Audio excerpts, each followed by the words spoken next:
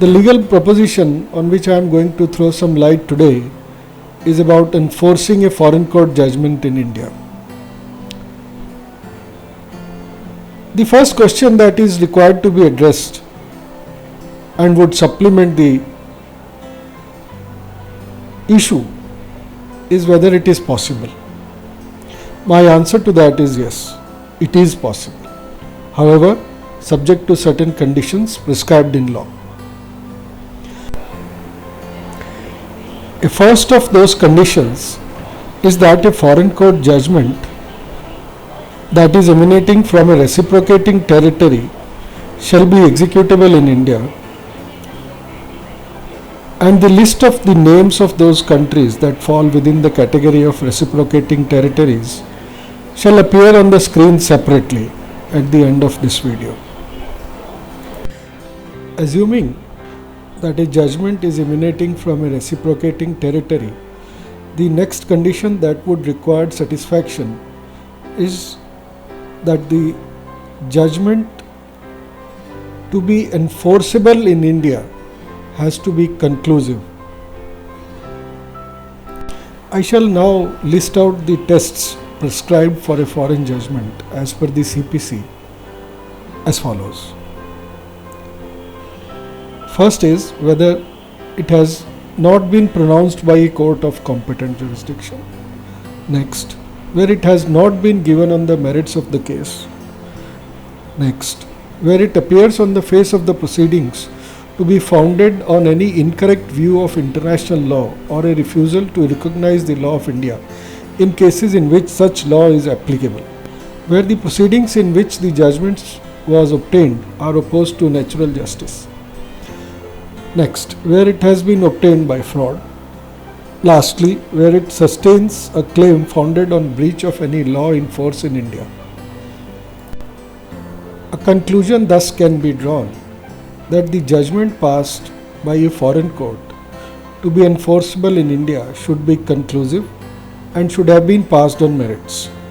The next question that can be framed in our ongoing discussion today is that can a judgment from a non-reciprocating territory be also enforced in India? Yes, a foreign judgment from a non-reciprocating territory can also be enforced in India, however, by initiation of a lawsuit under Section 20 of the Code. For information of those who do not know, Section 20 pertains to territorial jurisdiction of the court where the suit would be maintainable. The next important context in this discussion is it possible to enforce an ex parte foreign court judgment in India? The answer is no. Why? Because in this context, the Supreme Court in the case of International Woolen Mills,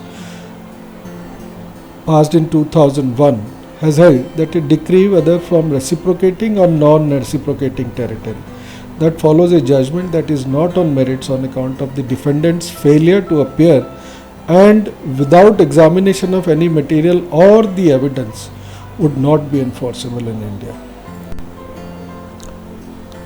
Now we have reached the all-important aspect of the legal issue pertaining to the enforcement of a foreign court judgment in India, which is the limitation of time. The question that is framed in this context is whether the limitation of time is an issue for enforcing a foreign court judgment in India. I would say yes, definitely. Law of limitation does apply.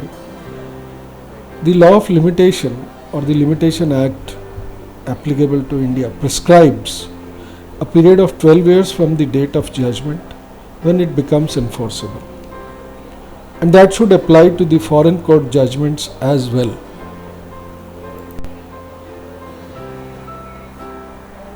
In respect of the other side of the foreign judgments passed in non-reciprocating territories, the limitation period to institute a suit would be 3 years from the date of right to apply when that accrues. I shall now be dealing with the most important aspect of this discussion or the subject is that how to execute a foreign court judgment in India. What is the procedure? What are the steps involved?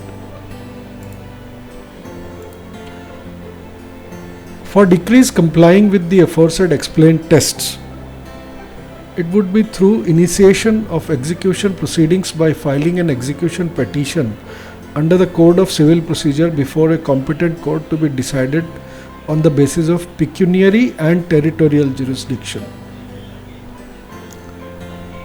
Next question would be in the same context, whether you need a lawyer to do this. Yes, you need a local lawyer to deal with this. I want to return to the point where I discussed about enforcing a judgment from a non-reciprocating territory. In the earlier discussion today itself, yes, of course, I stated that a judgment from a non-reciprocating territory could be enforced by filing a lawsuit before the competent court in India. It may be relevant here to also bring on record or to discuss that after 2016, since Insolvency and Bankruptcy Code came into India, another strategic remedy for enforcing a judgment from a non-reciprocating territory for execution of foreign judgments is available using the route of insolvency proceedings against the defaulting Indian party under the Insolvency and Bankruptcy Code.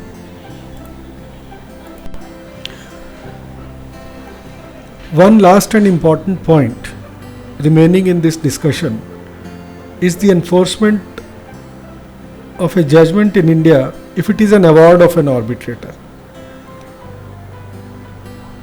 Yes, if the judgment is an award of the arbitrator, it will be enforceable in India, assuming it is from a country notified as convention country by India.